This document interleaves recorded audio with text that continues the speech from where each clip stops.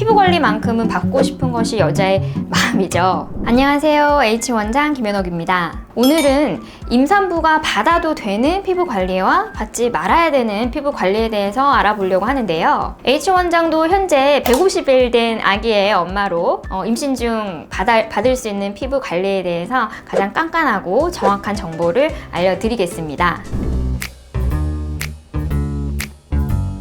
특히 임신 초기에는 피지 분비가 많아져서 트러블이 많이 올라오는 경우들이 많기 때문에 아쿠아필과 같은 피지와 각질 관리를 받고 싶어 하시는 임산부들이 많습니다. 아쿠아필은 각질 제거와 관리에 탁월한 성분인 유기산 성분 아하와 바하를 베이스로 하는 피부 관리인데요. 이 중 바하는 살리실산이라고 하는 아스피린에서 추출한 성분으로서 과량으로 복용할 경우에 태아의 기형 발생을 유발한다고 되어 있습니다. 복용이 아니고 피부에 침투하는 시술이기 때문에 굉장히 소량만 체내에 들어가게 되지만 엄마의 입장에서 저 H원장은 임신 중에는 아쿠아필 관리를 받지 않는 것을 추천드립니다.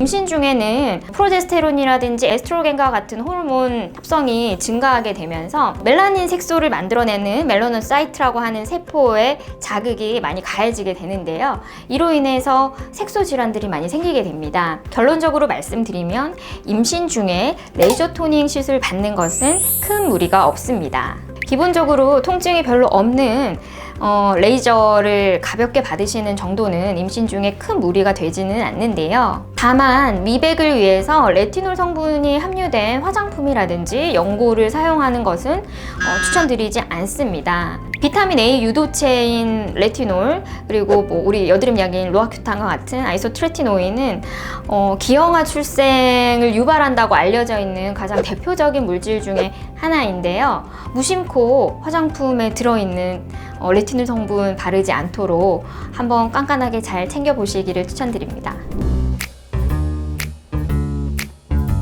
초음파 에너지, 임신하셨을 때 태아 초음파 검사 하시잖아요. 그래서 굉장히 태아나 산모에게 안전한 에너지 파장입니다. 그래서 초음파를 이용한 LDM 관리를 통해서 임신 중 피부 케어 하시는 것을 추천을 드리고 있고, LDM 관리인 경우에는 이제 여러 가지 모드가 있는 대표적인 관리인데요. 특히나 물방울 리프팅이라고 해서 수분, 탄력감, 그다음에 리프팅 효과를 주는 모드 사용을 하셔서 탄력 관리를 하신다든지, 임신 초기에 트러블이 많이 생겼을 때 화농성 여드름 모드나 구진성 여드름 모드 사용을 하여서 피부 트러블을 잠재우는 그런 관리를 받으실 수도 있으시고, 마지막으로는 피부 재생 관리 통해서 좀 처져 있고 건조한 피부들을 많이 개선시킬 수 있는 토탈 뷰티 프로그램을 구성하실 수 있습니다. 수소 토닝도 임산부들이 받을 수 있는 좋은 관리 중에 하나인데요. 수소 토닝은 피부의 수소를 침투를 시켜서 피부 내에 있는 피부에 유해한 활성산소들을 물로 바꿔서 피부를 촉촉하게 해주는 그런 관리 중에 하나입니다. 토닝이라고 해서 레이저라고 생각하시는 분들이 간혹 계신데요. 촉촉하고 피부를 맑고 환하게 만들어줄 수 있는 안전한 관리입니다.